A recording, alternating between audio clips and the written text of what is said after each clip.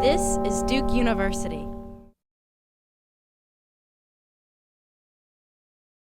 Hi, good evening, everybody.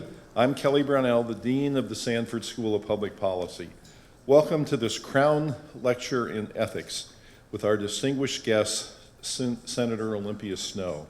The Crown Lecture in Ethics brings speakers to campus to discuss compelling ethical issues in the fields of art, science, medicine, business, and social policy. The lecture series is made possible by a gift from Lester Crown and the Crown family, who are longtime friends and supporters of Duke University. Previous Crown lecturers reflect a broad range of ethical issues. In 2016, we welcomed Tyrone Hayes, UC Berkeley professor who is known for his conclusions that a widely used herbicide may contribute to significant problems in both animals and humans. In the prior year, we heard from Pulitzer Prize-winning playwright Tony Kushner.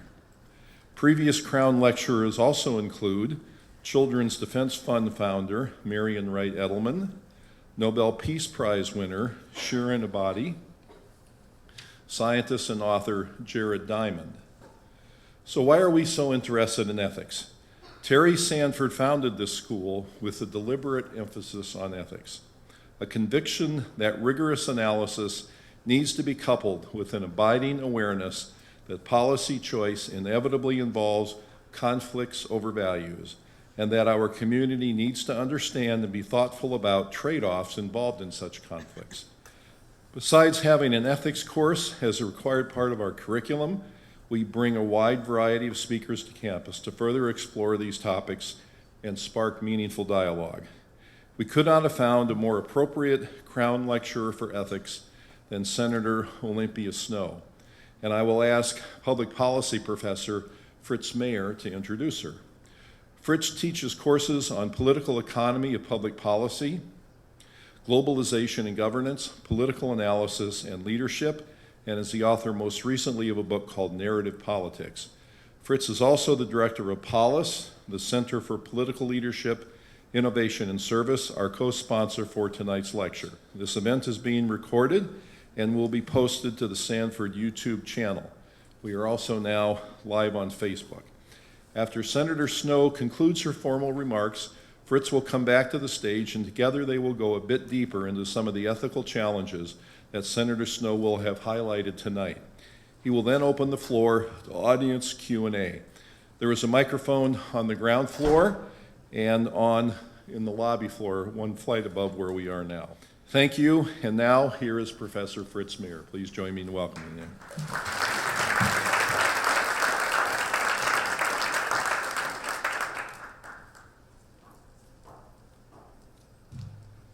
Well, good evening and welcome, everyone. It is my honor and pleasure to introduce our speaker this evening, one of the most respected American political leaders of the last 40 years, the former United States Senator from Maine, Olympia Snowe. Senator Snowe has a long and distinguished career in public service. In 1973, she was elected to the Maine House of Representatives. In 1976, to the Maine Senate. In 1978, to the U.S. House of Representatives.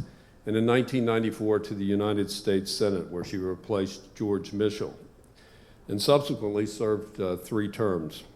I don't think she's ever had much of a challenge. She's won every election. As a woman so early in politics, it's not surprising that Senator Snowe has a series of firsts in her biography.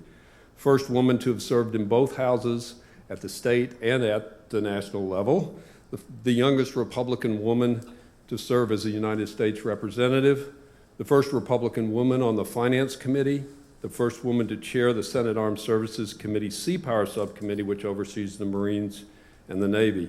Forbes magazine ranked her as the 54th most powerful woman in the world. I love the precision of that. Whatever the ranking, Senator Snowe was a powerful person in Washington, enormously respected on both sides of the aisle, as a legislator willing to buck the majority in her party with a deep commitment to bipartisanship and a willingness to work across the aisle. Time magazine said she was one of the 10 best senators in 2006. And then she did something surprising. After serving 3 terms, in 1992, in 2012, Senator Snowe decided not to run for re-election. This is a surprise because she won with 74% of the vote, I think, in the prior election. So she would have easily won. And why did she do that? I think she'll talk a bit about that tonight. But in her article, an article she wrote for the Washington Post explaining her decision, she described her deep frustration with the dysfunction of politics, particularly in the Senate, which was not living up to what the Founding Fathers envisioned. And given the dysfunction, she believed she could have greater impact out of office than in. Since then, she's been an author, writing a book immediately after entitled Fighting for Common Ground, How We Can Fix the Stalemate in the Congress. She's been a speaker on the subject and is now a senior fellow at the Bipartisan Policy Center in D.C., where she chaired its political reform project. I can't think of anyone better who embodies the spirit of what the Crown Lecture in Ethics is about, or what we're trying to accomplish with POLIS. The nobility of public service, the courage to stand for something, the humility to recognize that none of us have a monopoly on the truth, and the wisdom to recognize that compromise is a sign of strength, not weakness. So please join me in welcoming Senator Olympia Snowe.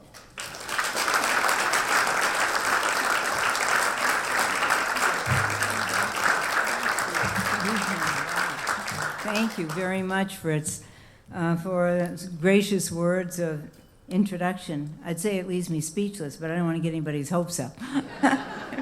No, but truly, I thank you, and I thank all of you for sending such a warm welcome to me here this evening, especially for your willingness to listen to a recovering politician. You know, I never know what to expect from introductions. As you can imagine, over the years, I've received numerous introductions. But for example, one time I well recall my former colleague, Maine Senior Senator Bill Cullen, when he announced his decision not to seek re-election to the United States Senate. Shortly thereafter, I was attending an event, and the MC introduced me by saying, "Ladies and gentlemen, I'd like to introduce you, Olympia Snowe, the next senior citizen from the state of Maine." I said, "Well, that's true, but do we have to announce it to everybody?" But, you know, it brings to mind the comments that were once made by Bishop Fulton Sheen that he made to an audience after he'd been introduced. He said, "To applaud as you just did at the beginning of my speech, it's an act of faith. If you applaud in the middle of my speech, it's an act of hope. And if you applaud at the end of my speech, it's an act of charity." So I thank you for your faith, hope, and charity in being here this evening. But first, I do want to applaud Fritz Mayor for the superlative stewardship at the helm of the Deems POLIS Center and all that he's doing to changing and enriching students' lives. And I had the opportunity to meet with his students this afternoon at Democracy Lab, and I can assuredly say to you this evening that the future of our nation is in great hands. You're helping them to change and contribute to the world around them, and that's precisely what we need, so I thank you. I also want to commend Dean Brunell for his visionary leadership here as Dean of the Sanford Public Policy School for the last 5 years. I think the school has tremendously benefited by Kelly's tremendous expertise, depth of experience, highest levels of scholarship as you've continued to enhance the reputation as one of the most preeminent public policy institutions in the entire country. When I think about your namesake, Senator Sanford, I was in the House of Representatives at the time in which he served in the United States Senate. And where he established a standard of excellence that today's elected officials would do well to emulate. He understood the search for common ground was an essential component to serving the well-being of our communities, our nation, and indeed our democracy.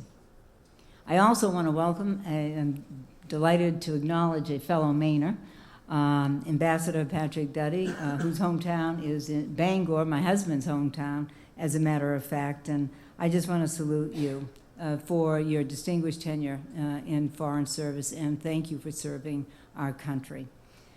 Also, I do want to thank the Crown family, and in particular Lester and Paula Crown, without whom this evening would not be possible, but most importantly for their incredible generosity and for their legendary civic engagement and leadership that is so important, and particularly for the subject matter that we're here to discuss this evening. The core of the lecture series is on the critical issue of ethics and the decisions and choices that we make in our lives, large or small, which brings me to a Maine story, of course, which is about a couple of tourists who decided to visit Maine, and after they crossed the bridge from New Hampshire into Maine, they came to an intersection where there were two directional signs.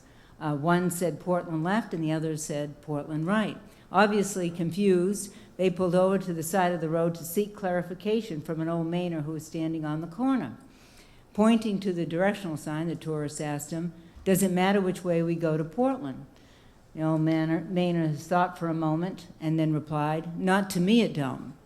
Well, it certainly doesn't matter, which way we get to Portland. But when it comes to the ethics of public policy and the impact it has on the great people of this nation, it matters profoundly which road our elected officials decide to take. This evening I was asked to address the critical implications of the current current political environment in Washington and the impact that it is having and how we can change Congress and what we can do about it. And I was also asked to be inspirational. And I said to Fritz, well, inspiration and Congress usually aren't in the same sentence. At least that's been the case for a very long time, unfortunately, and for good reason.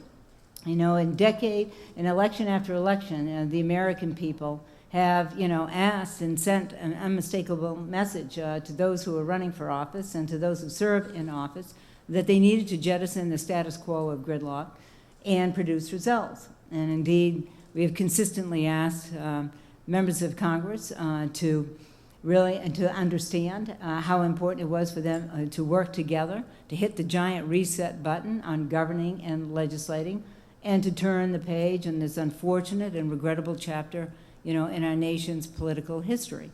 But what we have received, however, is sort of like the movie Groundhog Day that has spawned, this fundamental anxiety across the American landscape that Washington is unable or incapable of transcending the perilous dysfunction that has, been created a fundamental problem all across this country in the way in which we handle problems. And it continues to plague the Congress and the presidency. After I first spoke out on this failure, when I decided not to seek re-election to the United States Senate. So frankly, it shouldn't be of any surprise that this last election, defied all predictions and convention and the vast preponderance of forecasts because we had arrived at a tipping point where the disaffection, the alienation of the American people as a direct result of the vacuum of leadership by our elected officials had really affected and manifested itself in the extraordinary results of this last election. So rather than reversing the political tide, we find ourselves now in even more turbulent times and in even more uncharted waters. So I would like to address this evening, how do we approach this current political environment? And particularly, I wanted to give my perspective based on 4 decades in serving in public office, and in many of those years in which the process worked. Now, I wasn't so sure at the beginning, at the outset of my legislative journey. And let me begin with my first day and my first hour after I had been sworn in to the Maine State House of Representatives back in 1973. Please don't do the math. But when I was, standing outside the House of Representatives chamber and pondering my future, taking it all in, I got a tap on the shoulder by the State Senate Majority Leader. He said, "Olympia, I know what you're thinking." And I said, "You do?" He said, "Yes, you're looking around this chamber wondering how you got here." But I guarantee you in 6 months, you'll be looking around this chamber wondering how everybody else got here. Well, I have to admit, that question did arise on more than one occasion, I have to say, over the years. But more things change, more things stay the same. But in all seriousness, you know, it was that foundational experience that I had in the state legislature that really informed, you know, my perspective, where politics and public service were positive and constructive endeavors. That once the campaigns were over, my colleagues and I would put our campaign and party labels behind us and set to work on an agenda designed to improve the lives of the people we were privileged to represent. And I also derived, you know, from that experience, the essence and purpose of public service, which was above all to solve problems, which stands in stark contrast today, where it seems the campaigning never stops and the governing never begins. Now, you know, people ask me constantly, is it really that different today? Well, they might as well be inquiring as to whether or not it snows in Maine in the wintertime. It's as different as night, you know, from day, regrettably. And that's why I'm so passionate about changing the tenor in the United States Congress, because I've seen firsthand what can be accomplished when people of varying political philosophies and background are determined to solve a problem. And it's from that perspective, you know, that when I began my service in the House of Representatives, you know, I was first elected in 1978, and my campaign plan was entitled, Not Just One of the Boys, and I wasn't. I would describe myself as a minority within a minority within a minority, a moderate Republican, Greek-American woman, from New England, which you couldn't be more of an outlier than that. But I was so passionate about changing the tenor because I knew it hasn't always been this way, and it doesn't have to be this way. When I arrived in the House of Representatives, it occurred to me and each of us as women that we had a tremendous obligation, and indeed responsibility, to go to bat for women, because if we didn't, who would? There were only 17 of us out of the 535 in the House and Senate. And we were so severely underrepresented that we could ill afford to draw partisan lines in the sand. So I joined the Congressional Caucus on Women's Issues that had been formed in the prior Congress by a Democratic and Republican congresswoman. And I ultimately co-chaired it for 10 years with Democratic Congresswoman Pat Schroeder of Colorado. But we focused on issues that were important to women and working families because the laws were working against women, did not, you know, reflect the dual roles they were playing both at home and in the workplace. There was a time in America that child support enforcement was a woman's problem, wasn't a matter of the judiciary. A time in America when pensions were canceled without a spouse's notification. There was a time in America we didn't have family medical leave, and it took us 7 long years to accomplish that goal. And then we discovered that clinical study trials that were funded by the federal taxpayer and conducted by the National Institutes of Health systematically excluded women from those trials. And these were trials that could make the difference between life and death.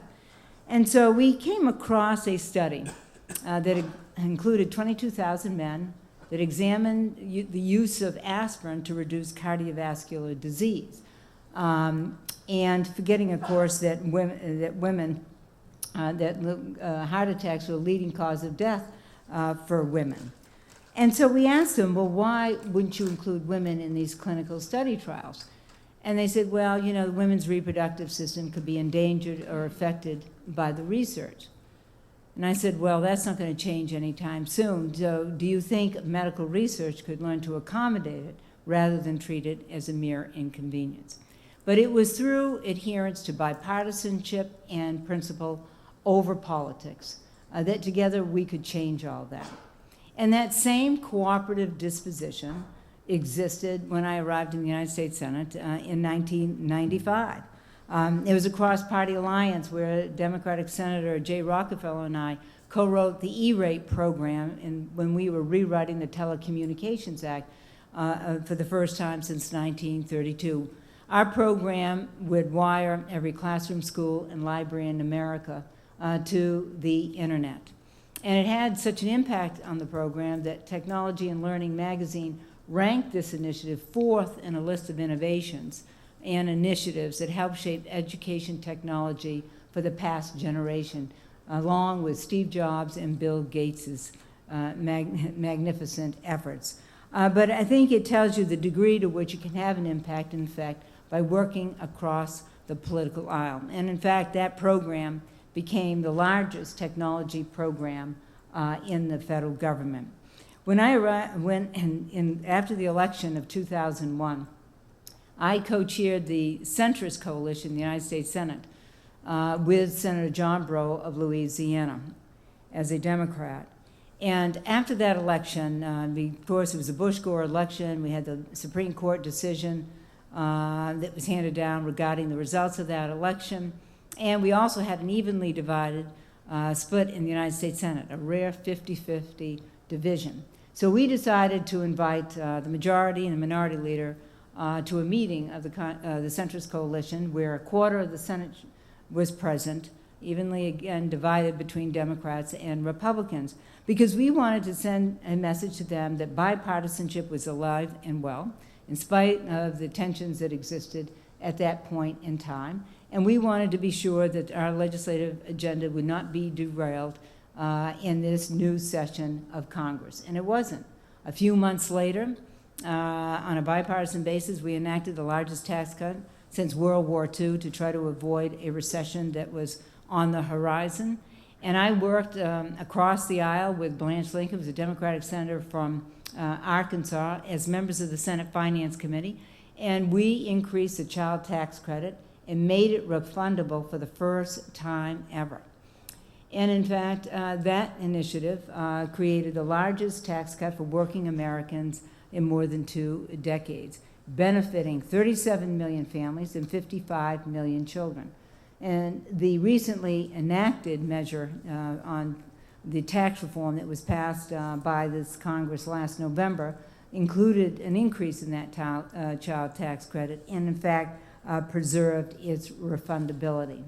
Later in my Senate tenure, I worked with Senator Ted Kennedy in co-authoring the Genetic Non-Discrimination Act, which was to prevent employers and insurers from dropping health insurance coverage or denying it based on genetic testing, so that individuals would not forego these potentially life-saving tests.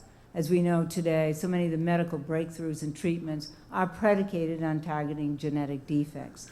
When that measure, we worked with our House counterparts, was enacted, it was described as the first Civil Rights Act of the 21st century.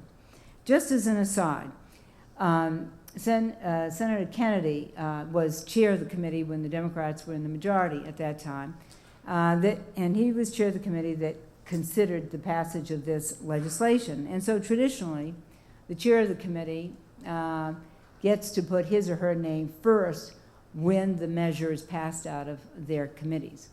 And in this instance, rather than it being made Kennedy Snowe, Senator Kennedy made it Snowe Kennedy, even though I was not a member of that committee. But that was the type of magnanimous gesture that existed in the collegiality and the collaboration in the United States Senate as ways in which members of the Senate would work across the aisle. So I cite these examples for a reason, because it shows that the political process can work when elected officials and leaders are willing to come together. As somebody once said, you know, bipartisanship is not a political theory. It is a political necessity. And that is a truism that I have recognized over the years, and why I was always prepared to be a legislative Lone Ranger if necessary, in working across the aisle to create bipartisan solutions. Well, there are sometimes I would give my Republican colleagues some heartburn, particularly as a member of the Senate Finance Committee, where we considered, Social Security, Medicare, taxes, healthcare, and trade, to name a few. And sometimes I would be the deciding vote or the swing vote on some key measures.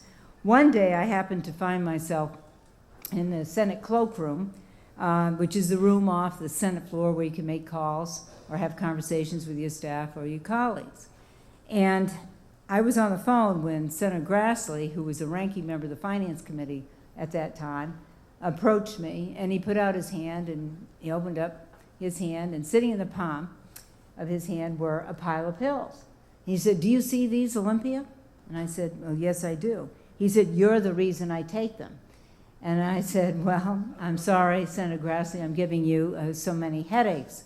But shortly thereafter, Senator Grassley was succeeded by Senator Hatch as ranking member of the Finance Committee. And I crossed paths with Senator Grassley one day, and I said, "Chuck, by the way, what did you do with those pills?" He said, "I gave them to Orrin Hatch." So, in any event, it's examples of the bipartisan collaboration in recent years that have become, as rare as solar eclipses or Halley's Comets for that matter. And what we have witnessed is how policymaking as a matter of practice has virtually been abandoned for political leverage, because it's devolved into a series of gotcha votes with all or nothing, my way or the highway strategies. So rather than legislating, it's become all about messaging votes, messaging amendments, positions, and every utterance. And not designed to create a solution, but rather to have maximum appeal to the ideological basis of the political parties. So as a result, it's become all about the party. In the past, we've always had, our differences, and it wasn't a question of whether or not we had our differences or that there wasn't legitimacy in deeply held views. In fact, that was to be expected and healthy in a democracy. But the difference between the past and now is that we were prepared to reconcile our differences for the greater good of the country. And so it's not surprising that what we have seen as a net effect of this dysfunction is that we have the Congress has had the country lurch, and the president, from one self-engineered crisis to another. And that's why when I've traveled across this country, people express to me the fear that this current dysfunction is going to become part of a permanent culture. And that's why it's an imperative that we do everything that we can to make sure that it remains an aberration and not the new norm. I think the lawmakers in Washington should heed the wisdom and the advice of the late Senator Edward Dirksen, who was a key partner to President Johnson in securing Republican votes for the enactment of the landmark Civil Rights Act of 1964. And he said, my principles, I live by my principles, but one of my principles is flexibility, exactly. But unfortunately, we haven't seen that reflected in policy making over the years. I well recall at the point at which I really became shocked in 2011 when we had the debt ceiling debacle, and it took the 11th hour and 6 months before the Congress was prepared to take action. But it ultimately precipitated, the first ever downgrade in our AAA credit rating that induced the highest level of policy uncertainty, according to 3 economists, of any event that had transpired in the previous 20 years. That surpasses impeachment, the Iraq and Afghanistan war, the catastrophic events of 9/11, and even the financial crisis of 2008. So I guess I can only imagine what their studies would reveal today. And in fact, as you know, that there was a study that was done several years ago by several economists, political scientists, who indicated that we are at the highest levels of polarization since the end of Reconstruction in 1879.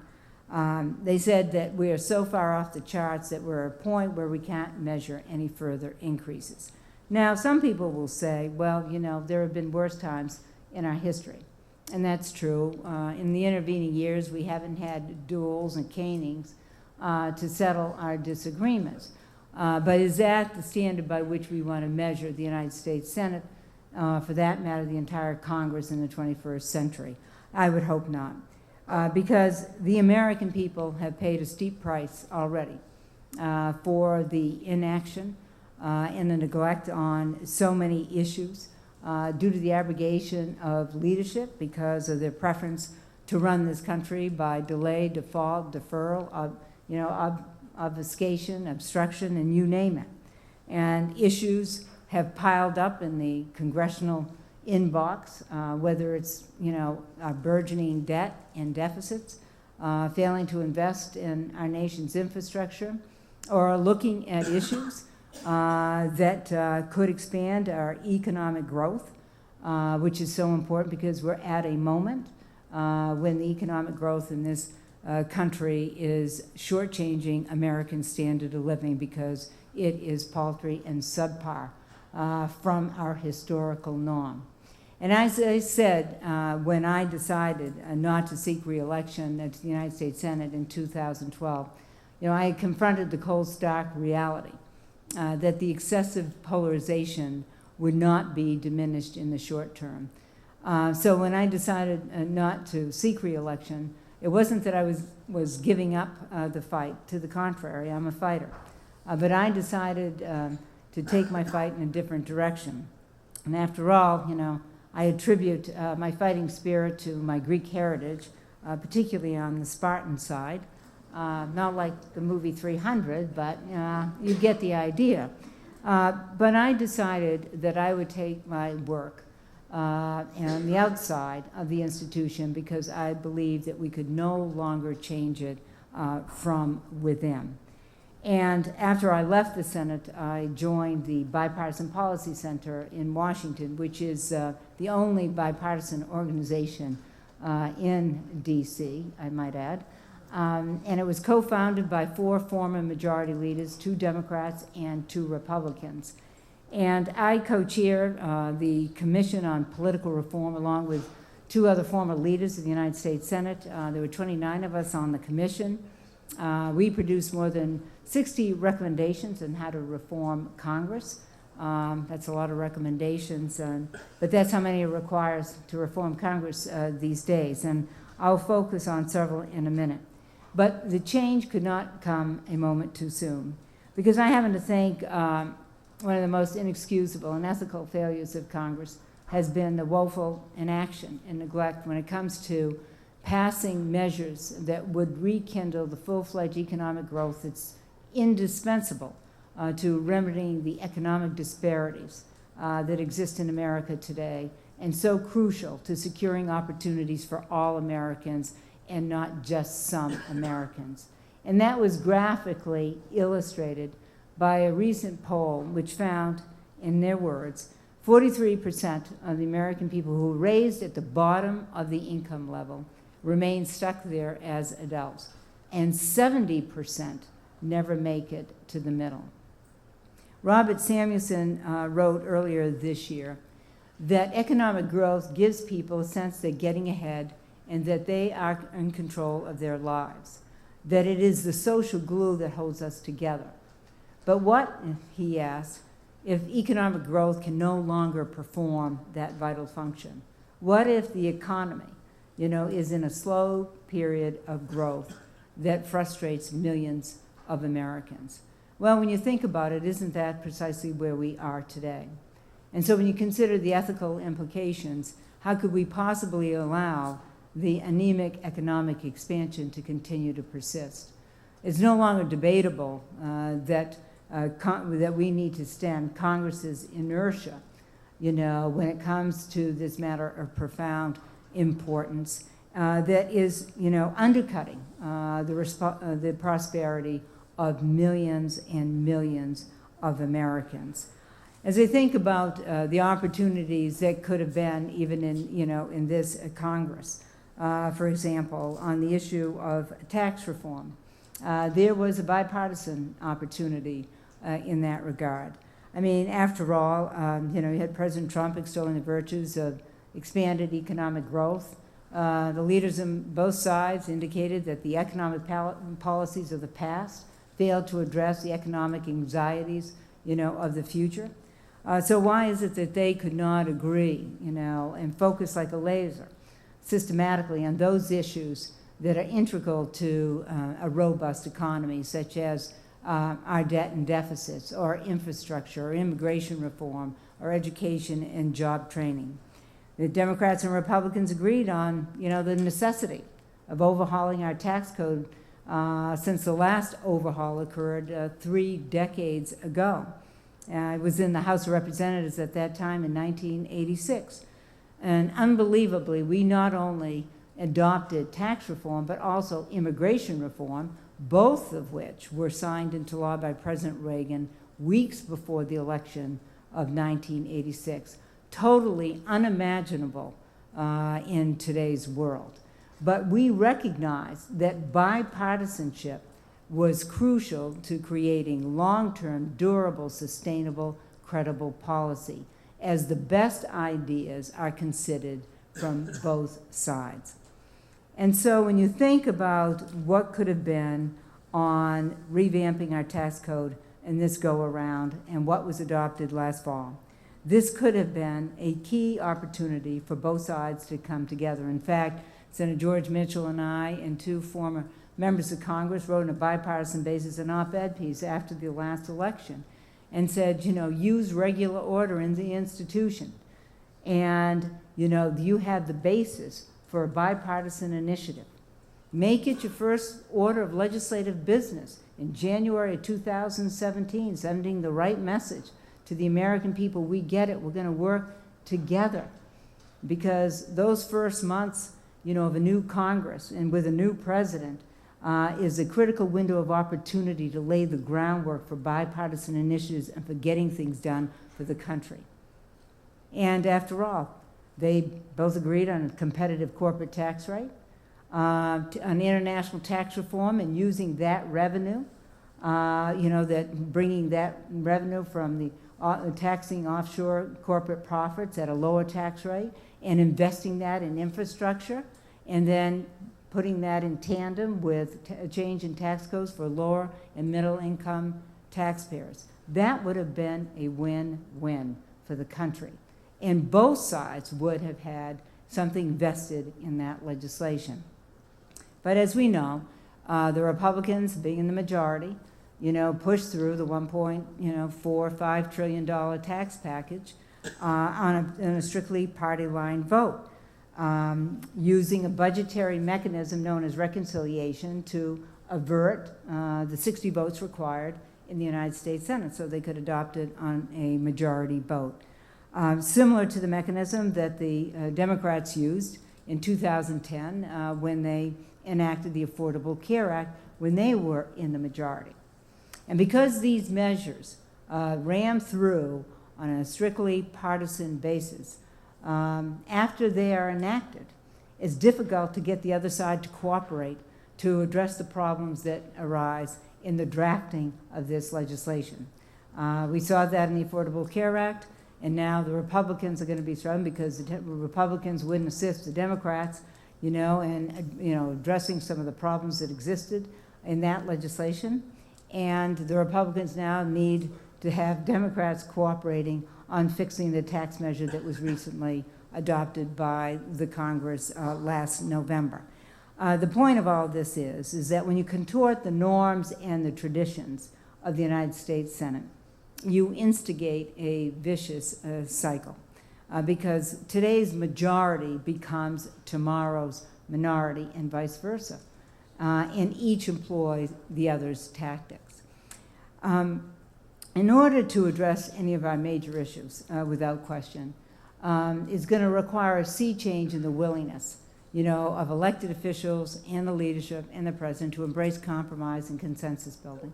The bottom line is there are 2 ships passing in the night, one in the Atlantic and one in the Pacific, separated light years philosophically on an array of issues. Not that it has to be so, but they make it so. So the million-dollar question, or perhaps I should say billions of dollars of questions, is that how can we place Congress back on track? The simple truth is we are a representative democracy, and we get the government we demand.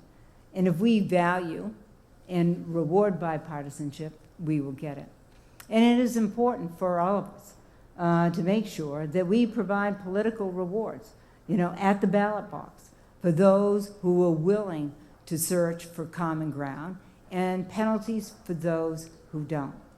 And that's where the Commission on Political Reform comes in. There's no magic wand, but there are a multiplicity of measures that we can undertake to make a difference. First, we call for the establishment of independent redistricting commissions, because gerrymandering today contributes mightily to the hyperpolarization that exists in Congress. And so we need to have reform of these congressional districts, and we have a reapportionment that will occur in 2020. So having independent redistricting in place in all of these states would make a profound difference. Charlie Cook of Cook's Political Report recently stated that there are only 29 competitive or toss-up seats out of the entire House of Representatives of 435.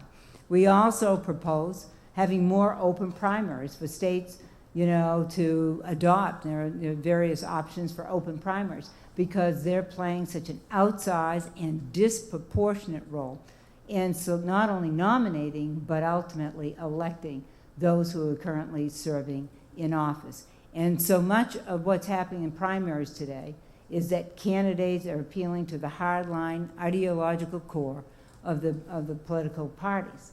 And so a broader swath of the population has to be brought in to vote in these political primaries.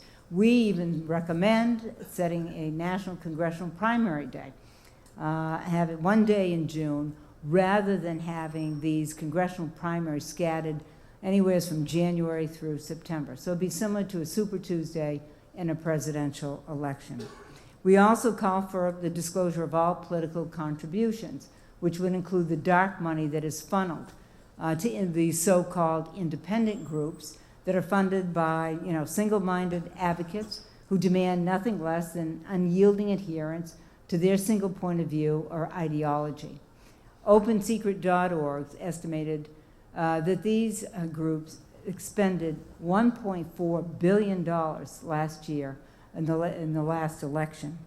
That's not even including all of the candidates' expenditures. Compare that to 1990, where it was only $7.2 million. So shouldn't we be entitled to know, who is underwriting these ads that are determining and influencing the outcome of these elections? Beyond electoral reforms, we propose things on a congressional basis that also can improve the legislating in Washington, and that is to have 5-day work weeks. I know, it's a basic proposition, isn't it? But we suggest they are 3 weeks in on a 5-day basis, and 1 week they can spend in their districts or their states. Unbelievably, today, they spend so few days in session. In fact, in last year alone, they spent, I think, 154 days in the House, 138 days in the House, and 154 days in the United States Senate. Today, that's too little time to get to know your colleagues, to focus on the facts, to have inter-party dialogue, to negotiate your difference, to forge legislation. So we think it's crucial. Today their legislative schedule is actually compressed into about 2.5 days. Monday they come in for what is described as a bed check vote, and by Thursday they smell jet fumes and they're leaving town. We think that there should be joint party caucuses on a monthly basis. Again, I know in the United States Senate, when we're in session, we would have lunches every day separately. Republicans have their lunches, Democrats would have theirs, strategizing how they're going to defeat the other side. But it might be helpful for the greater good of the country to have them meeting on a joint basis to strategize how they can work together for the best interests of the country. And too few bills, are now shaped in committees. And committees are the fertile ground for consensus building, because that's where bipartisan alliances are formed, because it gives the opportunity for members, of the Senate and in the House to weigh in on the legislation through the amendment process. Amendments are indispensable bridge builders. because both sides now can have a stake in the outcome, and ensures greater likelihood, of success. There's, no one answer to all of this, but there are a number of things that can be addressed to minimize the kind of polarization that has incapacitated the process and the ability of our elected officials to come together in the best interests of this country. The bottom line message is this, is that the voices of cooperation have to be louder than the voices of polarization. And, every American needs to understand that the tools for action are literally at their fingertips. And we're in a social media world that can provide an online community instantaneously. It's easy to utilize. It's an effective message multiplier. We need to harness the power of technology just as those who fanned the flames of polarization. And that is the creed that was embraced with fearlessness by thousands of young people who marched in Washington all across this country, galvanized in the face of horror that occurred in Parkland, Florida, and so many other places across this country to effect change. And they understand that you have to, reject the status quo and to be resolved in your commitment to steer this country in a direction that's more secure for young people and for all people. And what we can learn from them is to recognize and harness the power of our collective voices, because that is precisely what is required of all of us if we are to effect the kind of change to restore the effectiveness and responsiveness of our governing institutions and those who serve in them. For those of you who are, today's students will be tomorrow's leader, I urge you to chart a course of compromise, consensus building, and conciliation, because there is no other way. In order to forge real solutions, you have to take the risk of working with each other instead of against each other. And what it demands is a willingness to work and listen to those with whom you disagree, to respect differing viewpoints, to accept the fact that you're not going to get 100% of what you want. People used to say to me, support the president 100% of the time, or support your party 100% of the time. And I said, well, my husband and I don't even agree 100% of the time. Because where, in what sphere of life, you're going to agree 100% of the time. There is no sphere. It's an artificial limitation to achieving great results for this country. And you have to accept the fact that you don't have a monopoly on all the great ideas, and it requires patience to work through your differences. Robert Frost once said that universities are a refuge from hasty judgment. My hope is that this will not be your last refuge. Just consider the origins of our country. We had our founding fathers who were deeply opinionated, sharply divided. They argued about many matters, petty and consequential. But at the end of the day, they devised the most ingenious governing document the world has ever known. And it wasn't ratified because 55 men gathered in a room with identical viewpoints, and they were there to rubber stamp their unanimous thinking. They were there because these visionaries understood and determined that the enormity and the gravity of their circumstances necessitated the courage to advance decision-making through consensus, and hence the United States of America. That is the lifeblood and the heart and soul of who we are. And that is the spirit that we must recapture so that we can return Congress to the problem-solving powerhouse it once was. Thank you.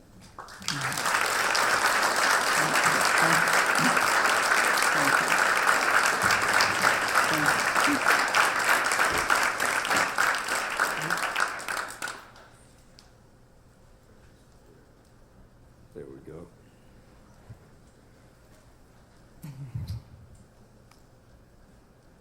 Well, see, you can be both talking about the dysfunction of Congress and be inspirational. So that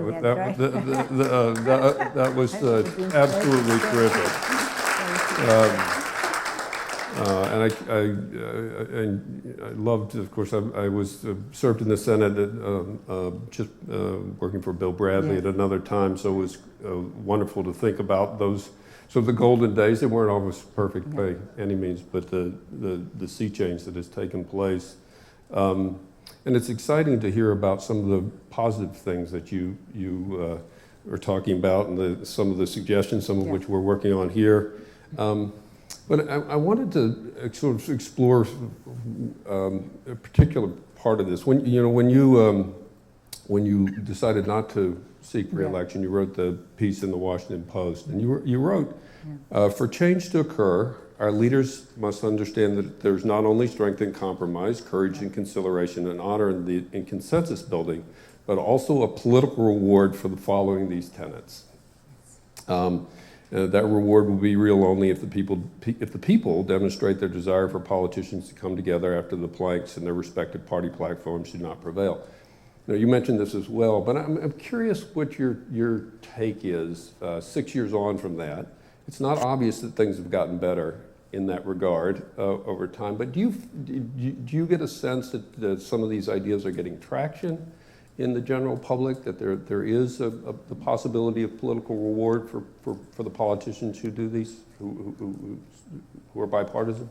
Yes, as I said, I travel across the country, and I've given so many speeches, and I've been on college campuses and talking to young people because I want to make sure, they're invested in the future and they can make change, because I can almost feel it for them, that we do have the power to change, and that's why I want to impart. I think that it certainly has, well understood now, the depth of the polarization and how it's affecting the ability of elected officials to work in Washington for the benefit of all of us. And one of the things that really stunned me, and I mentioned it on the debt ceiling debacle, is one example of it, because it was shocking to me because of the risk to the country and how it could imperil and jeopardize the economic well-being of the country, and willing to take it to the 11th hour, to the last moment, to reconcile the differences. And then I began to realize, that these divisions were not going to dissipate, that it was becoming more and more embedded into the political process. Whereas before, you always knew you could, work on issues, you had people across the aisle that you could work with. There was a core balance in the Senate and even the House of Representatives where that you could develop some consensus and solutions. But there was no longer impetus for solving those problems, because people were concerned, due to the polarization, of getting primaried. I mean, that is really what has exacerbated the problems in this country in the political system. So first you have to start with the political system. I think people have come to realize, what is occurring in these primaries. When you only have 20%, turnout in a midterm election, and I hope that's not going to be the case this time, in these primaries. Even 27% turnout in the presidential primary in the last election. So we have to get people to participate, because the candidates and elected officials running for re-election realize they're more worried about their primary than they are the general election. And that's the truth of the matter. And just to understand, to what degree this has really taken hold.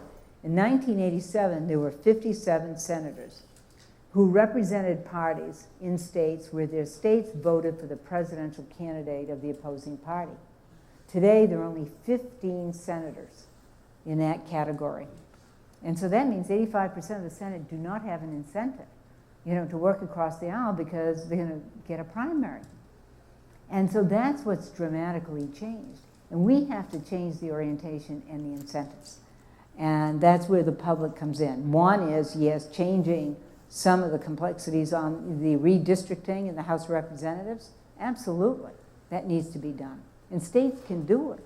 You can gather signatures, get it on the ballot. I know one's pending here. Yeah. Well, it's been frozen, I guess. Well, it's difficult because we don't have a ballot initiative in right. North Carolina, so it's a particular challenge which you have to get. But the state legislature. The state legislature has to, all roads lead through the state legislature. So, I remember the last time I was in North Carolina, we were talking about that.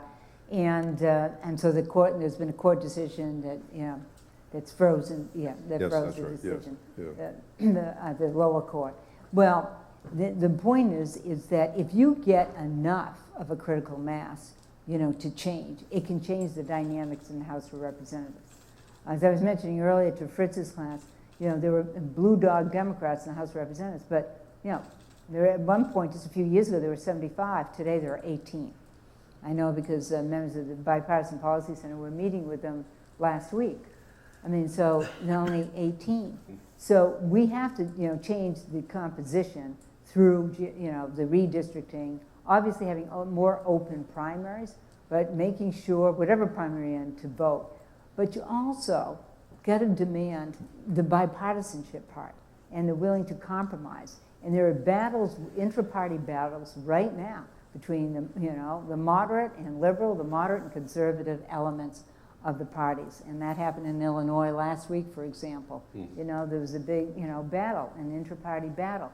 So that's the dynamic that has to change. And that only can change, with the public weighing in. And, and putting, an incentive, changing the incentives to not those, who are political absolutes that are so prevalent today that really are driving a wedge between us and achieving, actual results, but those who are willing to compromise. We got to reward those people who are willing to take the risk to work across the aisle.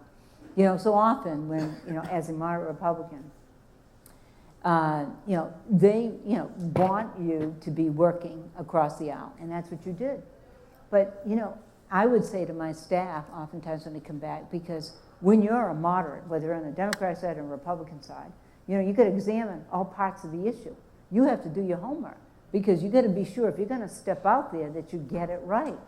So I said, this is exactly what all members of the United States Senate, all members of the House of Representatives should be doing, not just the group that's willing to compromise, because the others are just following a party line and the straight and narrow ideological path. And that's why we're in the position that we are in today. We need to elect more people who are not just giving lip service to bipartisanship and compromise, but rather who are actually going to practice it. And do you see signs that at all in elections that have been happening, or in the campaigns that are now starting to take form, that candidates can actually run on this? That there's enough of a public appetite that the candidate might actually say, I'm going to pledge to be bipartisan. I'm going to be different, and be rewarded for that. Yes, and I do think that in a number of states that could work. I think in some states, obviously, or some districts, it won't if they're, solid red or solid blue. But I also think that most people, and certainly ones that I have met across this country, want their system of government to work.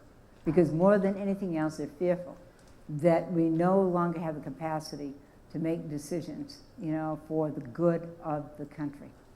And so they're exploiting divisions rather than determining how you can unite the country. I always thought that my mission was to bring in as many people as I could to support an idea, rather than figuring out, I'm going to use my idea to divide as many people as I can.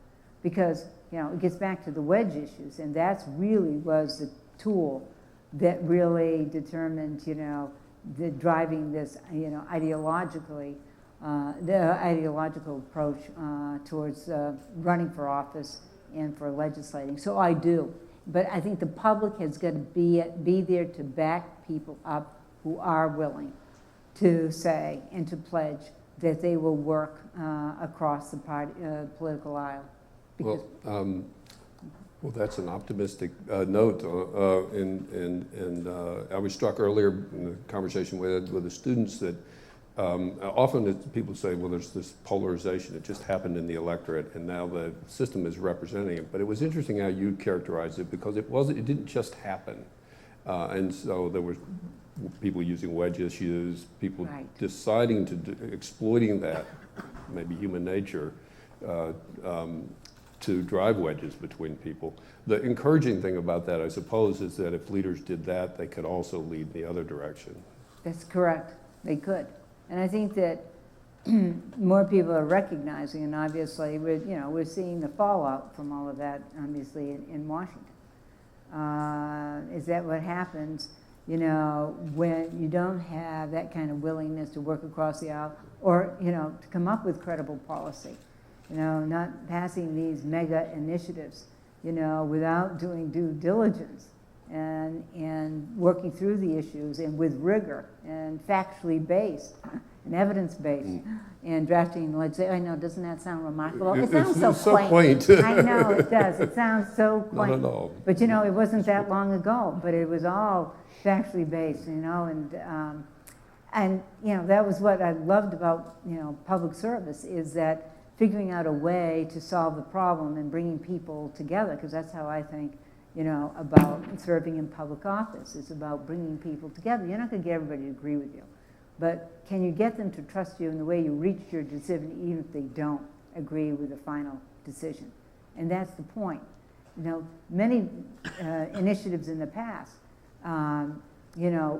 were woven into the fabric of our country because they had strong bipartisan support. I mean, think of the contrast. I mean, Social Security, Medicare, the Civil Rights Act, 1964. I mean, that's the point. They're all ingrained in the fabric of our country because, both sides had a stake in the outcome. And that's really what makes, the difference. Even in 1996, right before the election, we passed welfare reform. And so that third attempt that year and passed it, increased the minimum wage, and we had portability of health insurance. That'll pass between, I think, June and November of that election year. I mean, that's what can be done. It's not that it can't be done, it's that you have to have people in those positions willing to do it. And again, it's not contriving differences and driving that wedge between people and their government, because that's what this is all about. And so, unfortunately, you had the political tools that we use to create the polarization and to drive that polarization. But it was harmonized with, the cable news, the social media, the 24/7, that's, the insatiable appetite for ratings and content. And it was now about demonizing the other side. It's no longer about defeating your opponent, it is about destroying them.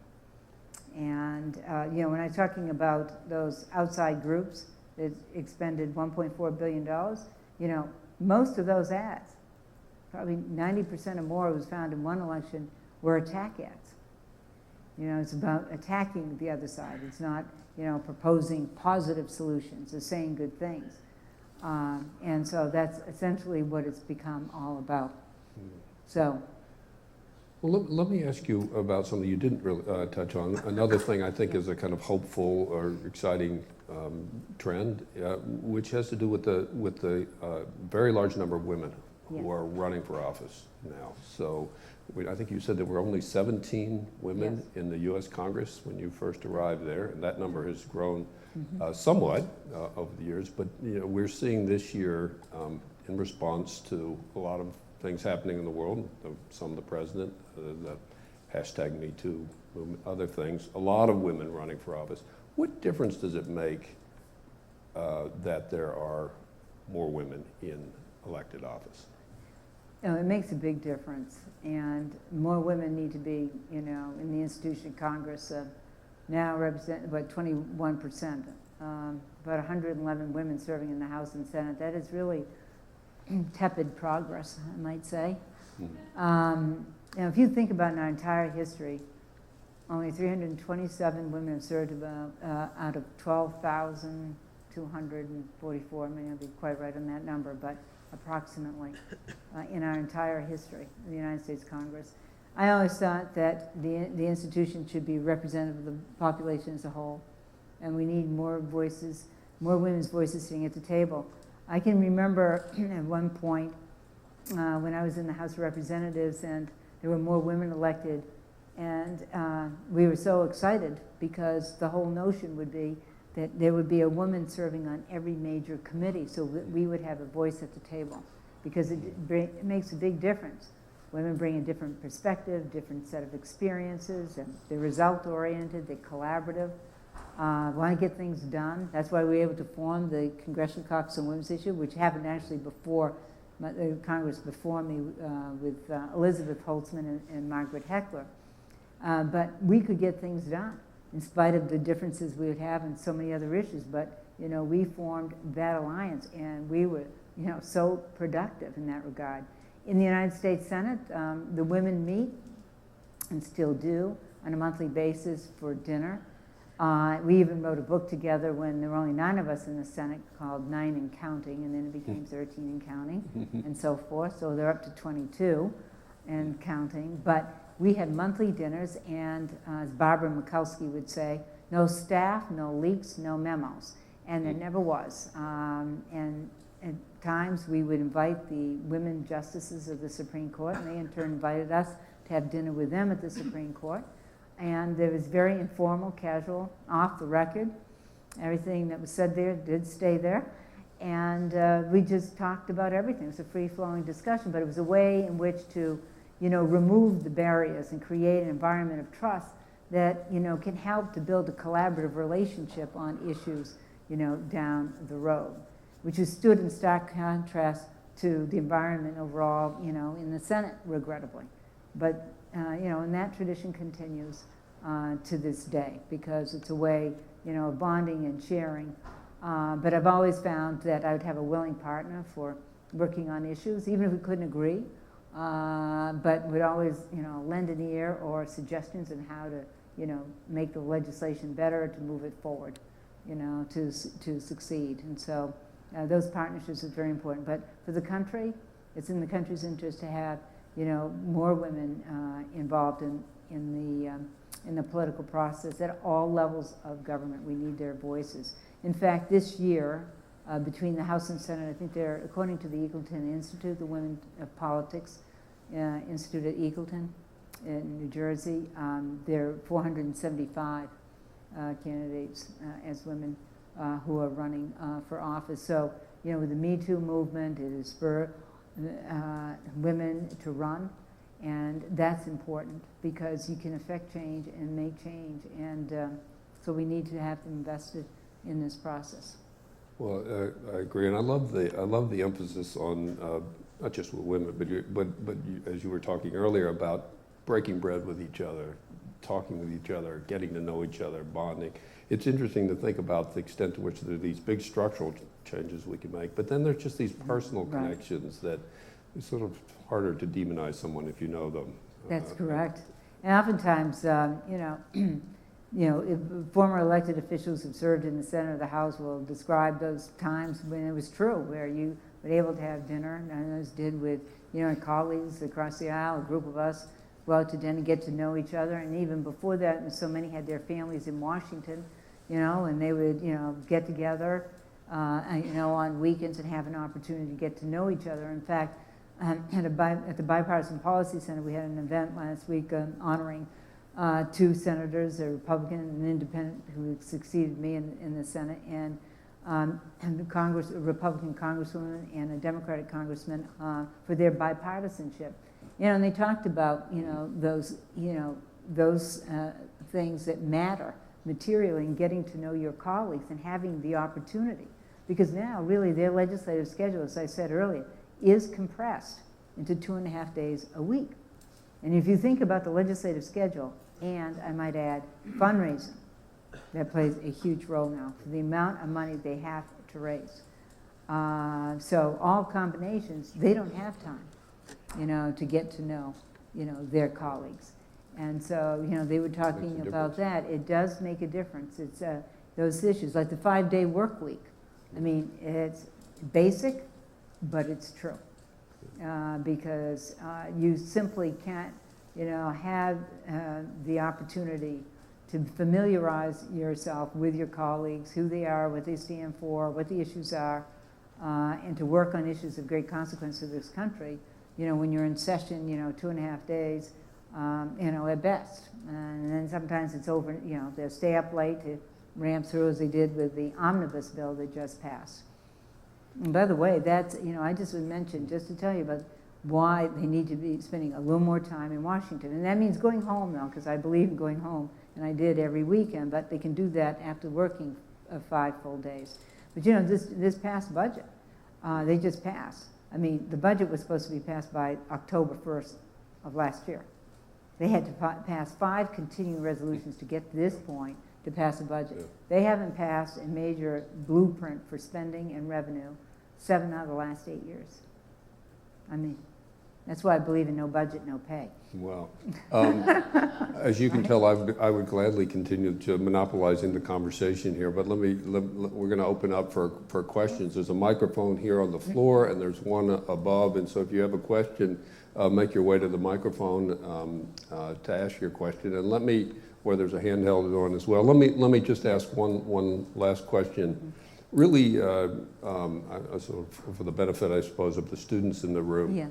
You know, at this moment, you know, Duke students especially have so many options. You know, there's so many things. You know, I tell them they've already won the lottery, but it's easy to look at public life and elected in politics and think, I don't want any part of that.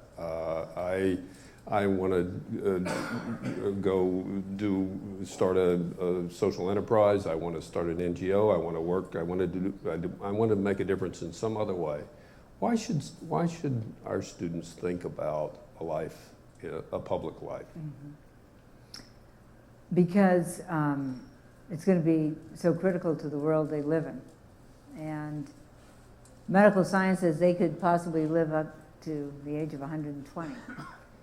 And so I asked young people, I said, well, how long do you want to put up with this? They have to live in this world, right? And so they can change it. And it's going to be so critical to the future of this country, to their futures and their families, about changing it. I mean, I love the power of public service to do good. And if anything that I can convey to these young people is that you can really make a difference. And when one of my speeches on a campus, a student asked me, he said, you're asking us to run for office, but you left. How do you explain that? I said, that's a very good point. I said, it caught me in my weakest point. But anyway, I said, but you know, I'm at this age of the age spectrum. You're at the beginning. And so I'm trying to make an impact on the outside to convey to people, you know, how it used to work, but to reassure people it did work a certain way. Not always easy, but it can work. And it's depending on who you elect to office. But they're just beginning their lives and they're shaping the world and they have the ability to shape it, infuse it, and to know that their voice does make a difference. People so often underestimate their voices and the impact that they can have. They can influence change. And I often would tell groups, you know, no, they wonder if they should meet, you know, with members of Congress or their staffs. And I said, believe me, it does make a difference. Your voice matters. And now that you're in the social media age, you know, not rotary dial where we used to dial one, you know, number at a time, you know, you really can maximize your ability to influence. And that's why it's so critically important for them to understand that. And, you know, I love public service from the standpoint of being able to improve people's lives. And I hope that they can be infused when I started out with the same enthusiasm and passion that it can bring to their lives and to the people around them where you can really make a difference. I mean, I'm probably unusual in this sense that, you know, reading a good memo got my adrenaline going about how I could change things. And I mean, it's because it is so important. And that's why it's dismaying to see what has unfolded in Washington when you know it could be so different, you know? Well, that was, it's also an inspiration to our students about why they need to write good memos. So that's fabulous. Somebody reads them. Absolutely. Why don't we open it for questions? Yeah. If you would, just identify yourself quickly, keep the question short, make sure it's a question. Please. Hello, Senator. Thanks for joining us. My name is Mike Halloran. I'm a proud alum.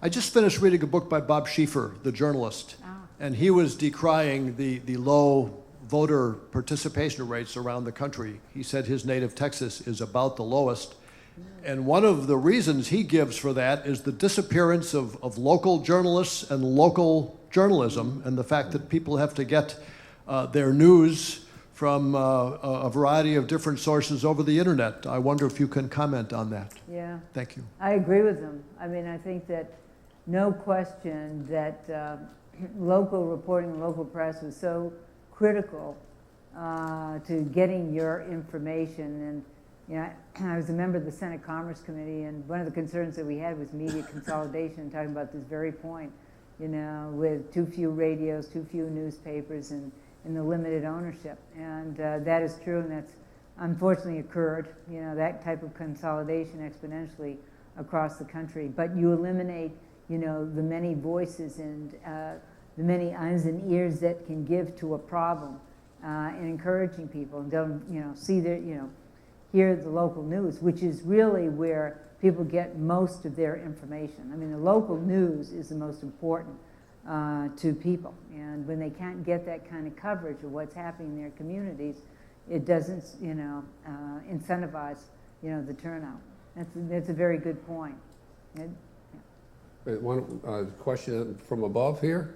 Thank you, Senator Snowe. Welcome to Yeah, Durham, thank North you. Carolina. Thank you. I was very encouraged by your statistics where you mentioned the number of women representatives and senators. You mentioned approximately 327 out of approximately 12,000.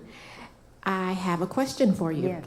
Given this is 2018 and women of color face particular difficulties in running for office.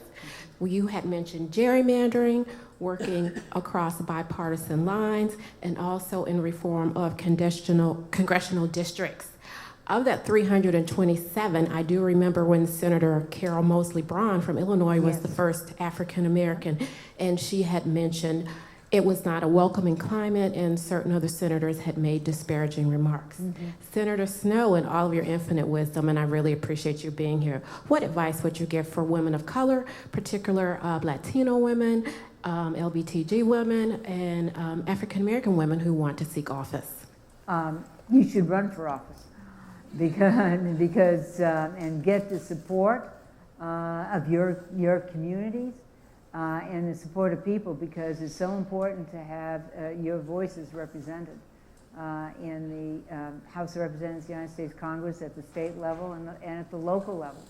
And you know, I'd give advice, you know, in terms of running for office. Sometimes it's a great idea to start, you know, at the local level or running for the state legislature. You know, I had the benefit of serving in the state legislature, so it gave me the opportunity to, you know, determine whether or not this is something I wanted to do, and also to familiarize myself with the legislative, you know, work, and so it allowed me to realize, you know, that this was my passion, because I continued it for 40 years. So I would encourage you to run, because we need to have, obviously, African American women serving in Congress, and I served with several, you know, in the House of Representatives, and I did serve with Senator Braun as well in the Senate, and I know it wasn't always easy. But I would encourage you to get the support and be out there and speaking, and because you can build a grassroots organization. That's what's key. Now, grassroots organization is so critical. And I tell this to everybody who's thinking about running for office, is to go out, knock on doors, you know, figure out who your supporters can be, build a coalition, and build a strong grassroots organization that is enthusiastic and is willing to work day and night to get you elected. But you should run. Thank you. Yeah. Here. My name is Elliot. I'm a sophomore studying environmental science and policy, and first off, just want to thank you very much for coming to speak today. So I have two interconnected questions. The first one being about money and politics. I think one of the big reasons why you have such polarization is just the influence of larger interest groups and the money that they funnel into campaigns, specifically being interested in the environment, knowing the fossil fuel industry, or with the recent rising about gun reform just being such a big part. So I'm curious what specific proposals you think can and should and would be enacted about this. And then secondly, when you talk about these topics that you've spoken to us today with your former Senate colleagues, what do they say about them? The ones that I've done would agree. They're frustrated because a lot of people, get elected, go to Washington, and they want to do their jobs. They see so many things that, left undone. They want to accomplish great things for the country. So it is truly frustrating, that they're, bound by, the kind of partisanship that, has gripped Washington over the years. So they definitely are. And just hearing the speeches that I heard from these 4 individuals who we honored at the Bipartisan Policy Center last week really gives you insight about how they still try to work at various levels and getting things done and what they can accomplish. In fact, the Republican Congresswoman is the co-chair of the Congressional Caucus on women's issues, so it still exists in the House of Representatives today, and she talked about the things that they are working on. So they find ways in which to work together and to build commonality on some of the key issues, and sort of like inch by inch. And the money factor, which is a huge challenge. I know because I worked on this issue significantly when we passed the McCain-Feingold legislation became law, and I had a provision. There was the Snowe-Jeffords provision on issue advocacy, and that was the provision that was challenged in the Supreme Court once, and it was upheld when Sandra Day O'Connor was still on the court. But then, unfortunately, when Citizens United occurred, my provision was struck down. That was at the core of the issue and the challenge. And unfortunately, we got Citizens United and the super PACs that has unleashed this force of outside money, and we don't know who is donating to these organizations. Who has a super PAC, but you don't know who is donating to these groups, and so that's what needs to change. So at least from a disclosure standpoint and transparency, it doesn't change the amount of money, but it can from the standpoint, many of the people, if their identities were disclosed and how much they contributed, or who contributed to some of these groups that finance these ads, they would not be contributing. And so transparency and accountability can make a big difference. One of the other things we propose, another way of lessening money in politics, is that we ban leadership PACs all for the top 3 leaders, on each side and in each house.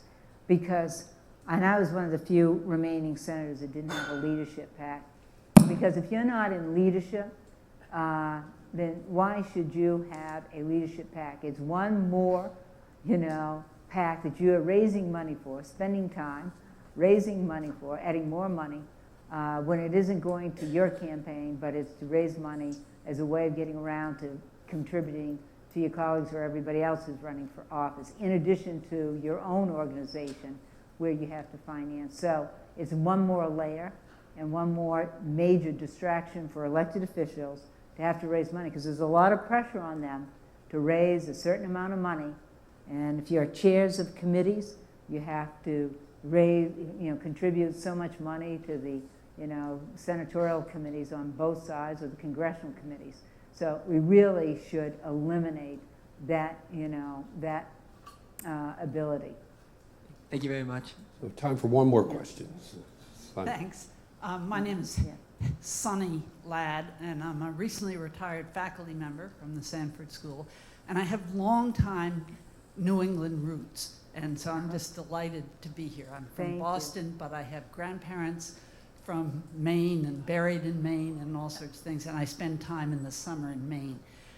I've been incredibly impressed with some of the senators from Maine in the past. I've had a chance to get to know George Mitchell a little bit, and you. And so my question for you has to do with the political culture in Maine. What is it about Maine that makes it possible to elect moderate candidates and thoughtful candidates who are willing to work hard for all of us? I don't know, maybe it's the coastal water, huh? No, I was, it's interesting. You know, I always say, well, you know, there are 100 senators, there are only 100 senators. And every senator, you know, not only represents his or her state, but, you know, also the country. And in Maine, you know, those of us who have had the privilege of representing the state in the United States Senate, you know, inherited the legacy and the tradition of the senators who preceded us, including Margaret Chase Smith. Speaking of women, I mean, she set a standard for courage as being the only woman in the United States Senate and denouncing McCarthyism with Joe McCarthy when she delivered her famous Declaration of Conscience speech. I mean, she dared to do what 94 of her male colleagues dared not to do at the time. And she spoke out and denounced them. So that legacy is embedded, you know, in our political culture. Ed Muskie, George Mitchell, Bill Cohen. And so people in Maine expect you to do the right thing in the right way and for the right reasons. And for your country, state, and party in that order. And you better not forget it. Because they, you know, they're very independent. It's just, you know, who we are. And it's so important to be mindful of that. And you can't forget it as an elected official. I always used to tell my leadership, I can't help it. This is the way I grew up in Maine, personally and politically. I'm independent because that's, you know, who we are, you know, by nature. But it was that political tradition and legacy that was bequeathed to us that made it critically important that we adhere to it. And so I think it's all part of that. In fact, I always remember Margaret Chase Smith's first speech that I heard at a Republican state convention. And the first words was, because I was so impressed, you know, that she was, you know, serving in the United States Senate. She said, "I tell it like it is." And that was certainly the hallmark of who she was. And thankfully she did. Well, clearly you're a more than worthy example of that political tradition. And let me say before we adjourn, I invite you upstairs. We have a reception, maybe continue the conversation. But let me just say, first of all, I mean, it is a loss that you're not serving. We can understand why you're not in the Congress, but clearly you're still serving in public life, and it's great to know that you're part of the team working on what I think is the biggest issue of our time, the dysfunction of our political system that we have to figure out if we're going to accomplish anything else. So I want to thank you for being here. Thank you for all these fabulous years of public service. So please join me in thank you. Thank you all. Thank you. It's a pleasure and a privilege. Thank you.